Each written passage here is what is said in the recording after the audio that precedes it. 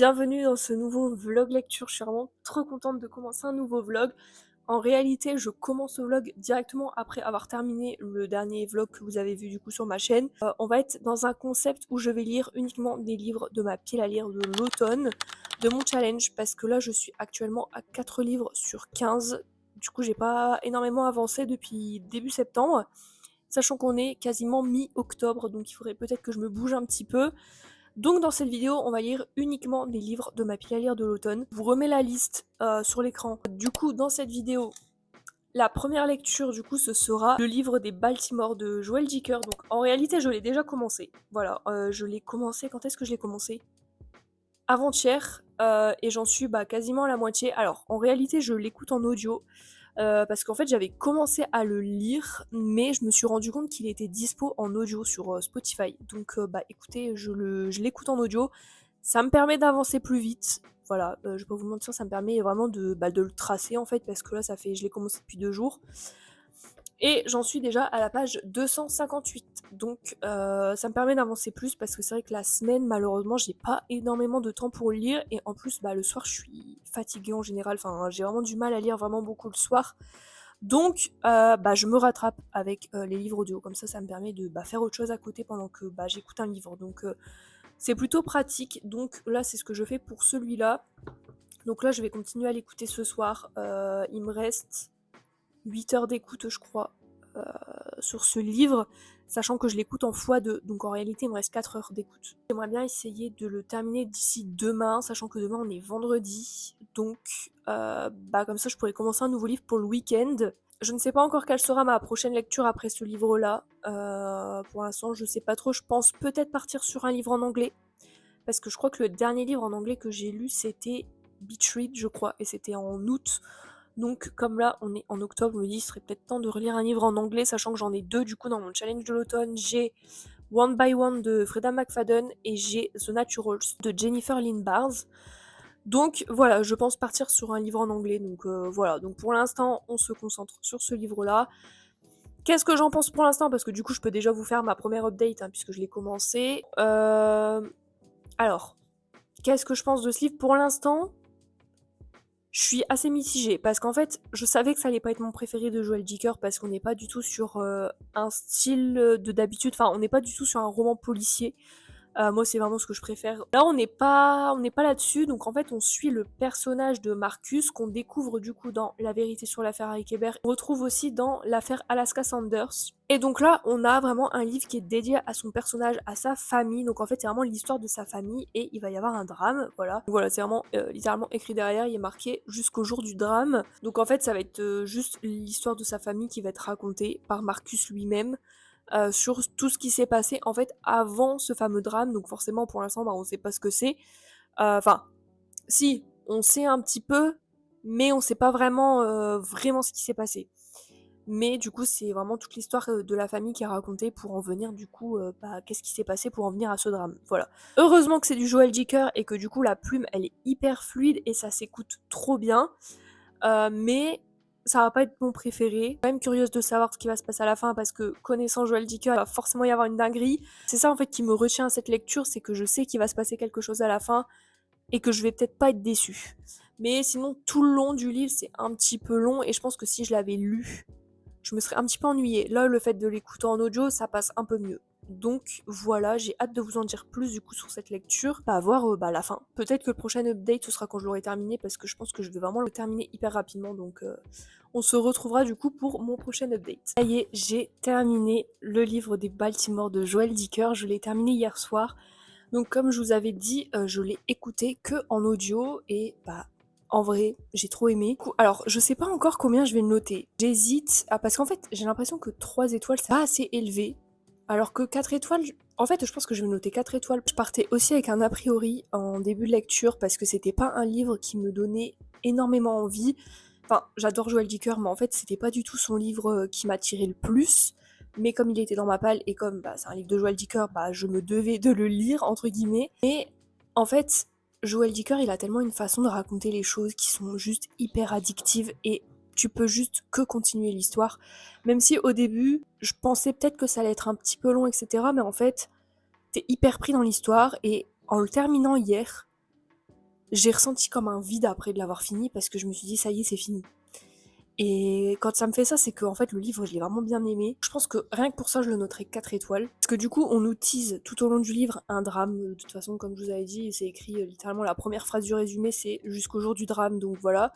Donc on sait qu'il va se passer quelque chose à la fin. Et c'est ça qui nous retient en fait. Parce que on sait qu'il va se passer quelque chose et en fait on attend que ça de savoir ce qui va se passer. En fait c'est la même famille mais juste deux côtés différents. Une histoire de rivalité entre les deux familles, une histoire aussi avec les cousins du coup puisqu'ils sont cousins. Et en fait le livre il va vraiment raconter toute l'histoire depuis le début qu'au jour du drame en fait. Pourquoi il s'est passé ça, qu'est-ce qui s'est passé au tout départ, enfin voilà, en fait c'est vraiment l'histoire de deux familles et bah, en fait, j'ai été hyper prise dedans. Je peux pas dire que j'ai été déçue ou pas déçue du plot à la fin, parce que c'est juste la continuité de l'histoire. J'ai été un peu surprise, mais en vrai, on s'y attend.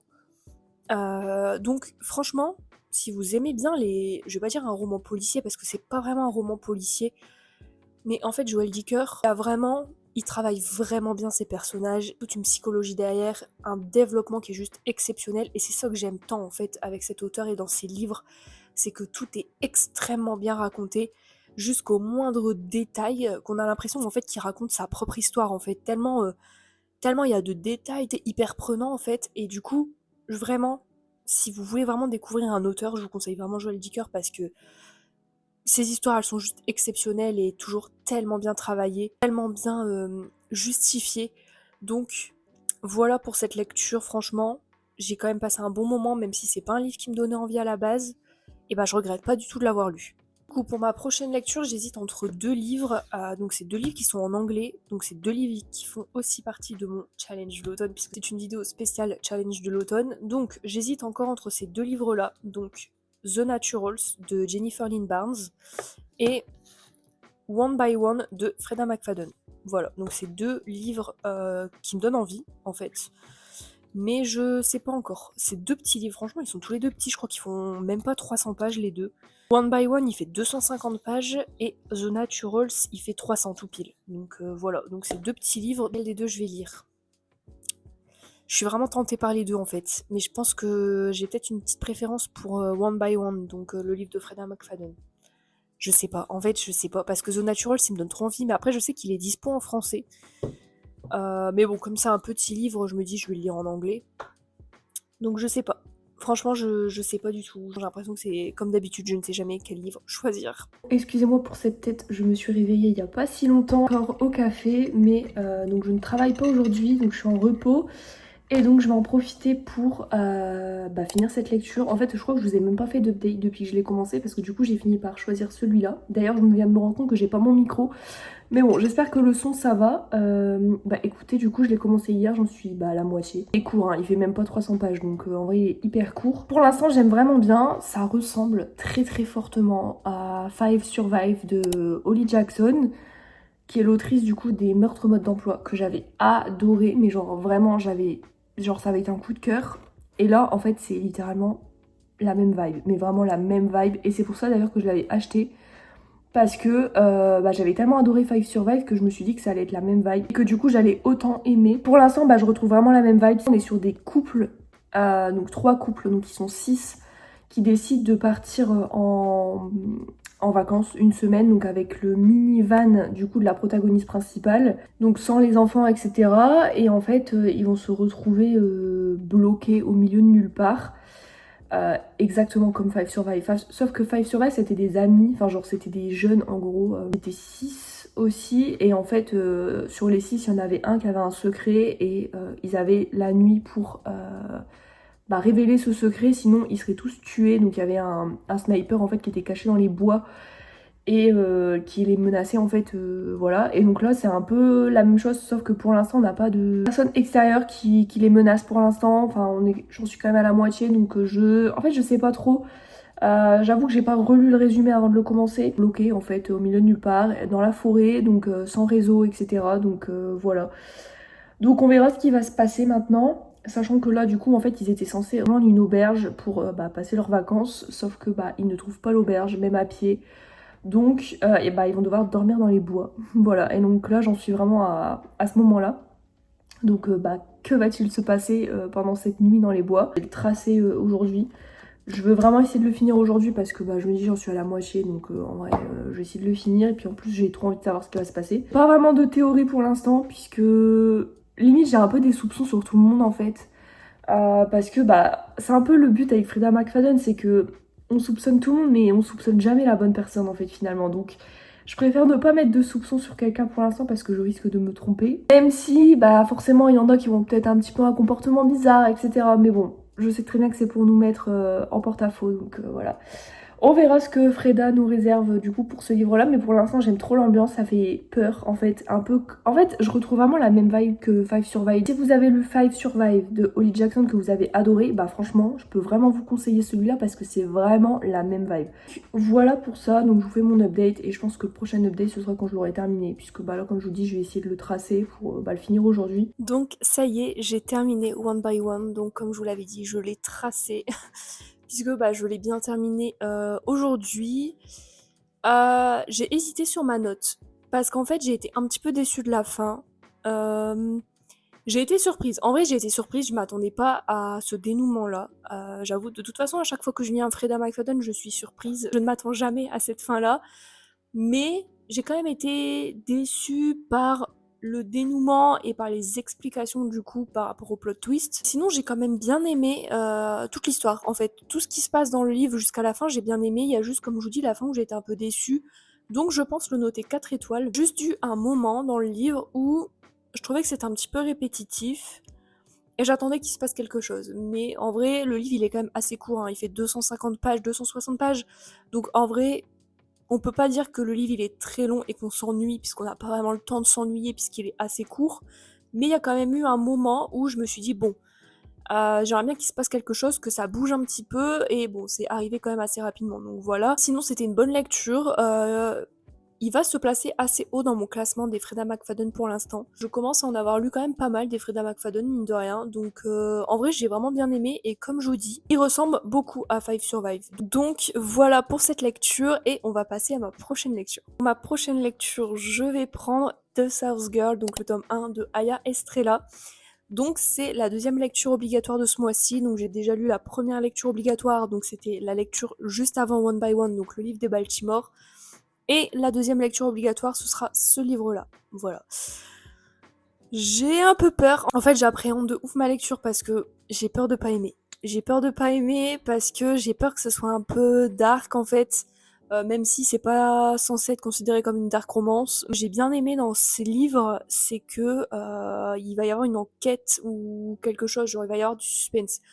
Donc, et moi ça j'aime bien, mélanger un petit peu peut-être à de la romance, je sais pas. En fait je sais pas, j'avoue que j'ai pas relu le résumé depuis que je l'ai acheté, ça commence à faire un moment que je l'ai. Il va être temps de le lire. Je sais pas si je vais le commencer ce soir ou si je le commencerai demain, mais il y a de fortes chances que je le commence ce soir. Écoutez, j'ai hâte de le lire parce que j'ai hâte de voir vraiment l'histoire parce que j'en ai quand même entendu beaucoup parler sur le BookTok. Je sais qu'il y a un tome 2 qui est sorti.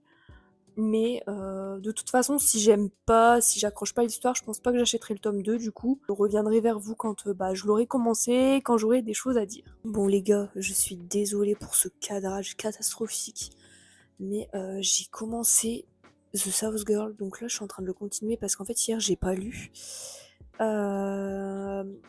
Et du coup là j'ai repris ma lecture, je suis à la page 54. Pour l'instant, je sais pas trop quoi en penser en fait. Pour l'instant, je suis un peu mitigée. Et donc pour l'instant, voilà. Pour l'instant, je sais vraiment pas quoi en penser. Je pense que je vais pas tant aimer que ça parce que déjà dès le premier chapitre, du coup, c'est du point de vue de la protagoniste. J'ai pas trop aimé son caractère. J'ai pas trop aimé ce qui se passait. J'avoue que je m'attendais pas à ça. Donc là, on est sur du coup le fait qu'elle rentre à l'université parce qu'en fait, elle va devoir enquêter sur des viols qui se passent à l'université. Du coup, pour vous expliquer un petit peu ce qui se passe, du coup, la protagoniste principale, donc qui s'appelle Elvira, c'est une fille qui commet pas mal de violences. Et du coup, elle a été arrêtée encore pour la je ne sais combienième fois. C'est dès le premier chapitre. Hein. Et en fait, pour se sortir de là, il y a son avocate qui lui propose un marché. Donc en fait, elle lui propose donc elle la fait sortir, donc elle évite la prison. Mais en échange, elle doit partir à l'université, donc à King's University, pour enquêter sur une série de viols qui se sont passés à l'université pour retrouver du coup le violeur. Parce que disons que Elvira a eu des capacités dans le passé à résoudre des crimes, donc elle lui propose ce marché et en échange fera aussi sortir son frère de prison. Voilà, donc Elvira a accepté et donc là on est au tout début, donc elle vient d'arriver à l'université, donc voilà. Mais j'ai pas vraiment accroché que le début. Pour l'instant, le début, j'ai pas trop aimé comment ça se passait, mais à voir par la suite. Donc là, comme je dis, je suis à la page 54. On a aussi un groupe de potes de l'université, donc c'est des hockeyeurs. Voilà, donc en fait, je crois que j'accroche pas trop avec la plume. Je sais pas, il y a un truc que j'ai un peu du mal. Pour l'instant, je vais continuer, je vais voir un peu parce que ça se trouve, ça va finir par passer. Mais pour l'instant, je suis pas convaincue. Après, bon, voilà, j'ai vu que 50 pages, donc voilà. Mais pour l'instant, voilà, je suis pas hyper convaincue de ma lecture. Encore avancer un petit peu ce soir, mais bon, je vais pas beaucoup avancer parce qu'il y a le meilleur pâtissier ce soir, donc voilà. Mais bah écoutez, je reviendrai vous refaire une update pour voir si mon avis a changé ou pas. Bon, je reviens vous faire mon update et il est pas très positif. Donc le dernier plan que j'ai fait c'était hier soir et donc j'ai avancé un petit peu, j'en suis à la page 100. Je crois que je suis à la page 100 tout pile. Ouais, je suis à la page 100 au chapitre 9. Ouais, au chapitre 9. Comment vous dire? En fait, j'accroche pas. J'accroche pas du tout avec la plume de l'autrice. En fait, je trouve que les dialogues entre les protagonistes, je les trouve très enfantins, très gamins en fait. Genre, je sais pas, c'est censé être des étudiants à l'université, et j'ai l'impression qu'ils se comportent comme des gamins du collège en fait, donc j'accroche pas du tout. Et en fait, j'ai l'impression que c'est tout le temps la même chose avec les livres de chez Plume du Web. Alors, rien contre la maison d'édition Plume du Web, mais c'est le 3e livre que je lis de cette maison d'édition. Le premier, c'était The Bucket List, que j'ai DNF. Ensuite, j'ai lu. C'est un livre avec une couverture bleue avec les protagonistes dessus. Je me souviens même plus comment il s'appelle. Celui-là, je l'ai lu entièrement, mais j'ai failli le DNF parce que pareil, j'ai pas accroché du tout. Et donc là, c'est le 3e, et j'accroche pas. En fait, je pense qu'à un moment donné, il va falloir que j'arrête avec cette maison d'édition, puisqu'en fait, j'ai l'impression que tous leurs livres, j'accroche pas du tout. Donc celui-là, j'ai envie de le DNF, parce que j'ai pas envie de me forcer à le lire, mais d'un côté, je me dis, j'abuse, j'ai lu 100 pages sur 500. Je me dis, je pourrais peut-être faire un petit effort quand même, mais en fait, j'ai pas envie de me forcer. Parce qu'en fait, là, le truc, c'est que du coup, j'ai plus envie de le lire, et je suis pas motivée à le lire, en fait. Et au plus je vais attendre, au plus ça va me provoquer une panne de lecture, donc est-ce que je l'arrêterai pas, ou est-ce que je le reprendrai pas un peu plus tard? Pour l'instant, je le mettrai en pause, mais en fait, ça m'énerve de le mettre en pause parce que je sais que je le reprendrai pas, en fait. Donc, soit je le DNF, soit je me force à le lire. Pas du tout motivée à lire, en fait, tout simplement, donc je sais pas quoi faire. Je sais pas quoi faire, j'ai vraiment du mal. Alors je sais pas si c'est parce que c'est le début de l'histoire et que du coup j'ai du mal à accrocher et que je dois attendre un petit peu. Mais déjà, j'accroche pas avec la protagoniste. Plus comme je vous dis, je trouve que les dialogues entre les protagonistes, on dirait des gamins de 15 ans en fait. Donc moi c'est le genre de truc ça m'énerve et j'accroche pas du tout. Écoutez, je vais voir ce que je fais. Je vais peut-être essayer de le continuer un petit peu histoire de voir si finalement ça va. Mais si vraiment en continuant ma lecture, ça ne va pas mieux, je vais le DNF. Voilà. Je pense qu'on va pas tergiverser pendant 15 ans. Ce serait seulement le 2e livre que je DNF de l'année. Enfin, à un moment donné, ça va quoi. Même si ça me fait chier de DNF, mais bon. En vrai, j'ai pas envie de me forcer à lire un livre que j'ai pas envie de lire et auquel j'accroche pas. Donc voilà, même si j'aimerais bien quand même essayer d'aller jusqu'au bout. En vrai, je verrai. Je vous ferai un update pour savoir si je l'ai DNF ou si finalement je le continuerai quand même. Bon, je viens vous annoncer que c'est un DNF officiellement. J'ai décidé de DNF ce livre parce que j'arrive pas. J'arrive vraiment pas à rentrer dans l'histoire, j'arrive vraiment pas à accrocher. Je sais plus, alors j'ai retiré mon marque-page, du coup je sais plus à quelle page j'étais arrivée, mais j'étais pas loin des 200 pages je crois. Je devais être à la page 180 et quelques. J'arrive pas. J'arrive vraiment pas du tout à accrocher. En fait, je pense que j'ai une malédiction avec les livres de chez Plume du Web. Parce que tous les livres de chez Plume du Web que j'ai lus, soit je les ai DNF, soit j'ai pas aimé. Donc, et là, bah, on est reçu un DNF. Vraiment, pourtant ce livre avait grave du potentiel, je trouve, pour moi, parce que moi qui adore les enquêtes, mais en fait, je sais pas. En fait, un truc qui m'a vraiment saoulée dès le début, c'est le comportement des protagonistes. Déjà, j'ai eu du mal avec la protagoniste féminine.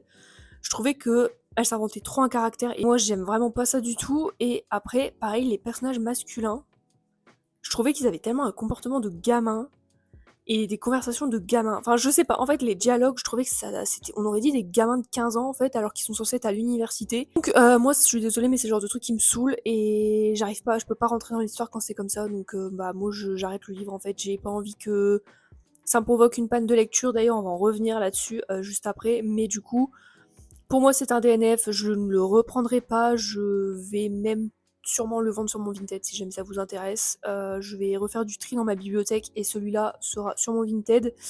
Bah, du coup, je n'irai pas le tome 2. Puis en plus, je trouve que l'enquête était pas hyper présente. Enfin, je sais pas. En fait, le truc auquel j'avais beaucoup d'attentes dans ce livre, bah, au final, ça s'est pas avéré être très présent finalement. Donc, très grosse déception pour moi. Après, bah, rien contre l'autrice, hein, voilà, mais juste c'est pas du tout une lecture pour moi finalement, donc bah, je l'ai DNF. C'est mon deuxième DNF de l'année.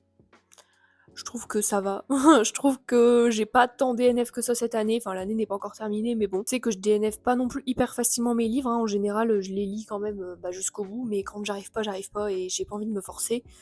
Donc voilà, depuis que j'ai DNF, je n'ai pas réussi à terminer un livre. Donc là, je suis actuellement sur De silence et d'ombre de Erin Bucci, qui est le tome 2 de Lune et de sang, que j'avais beaucoup aimé l'année dernière, et j'arrive pas à accrocher avec le tome 2.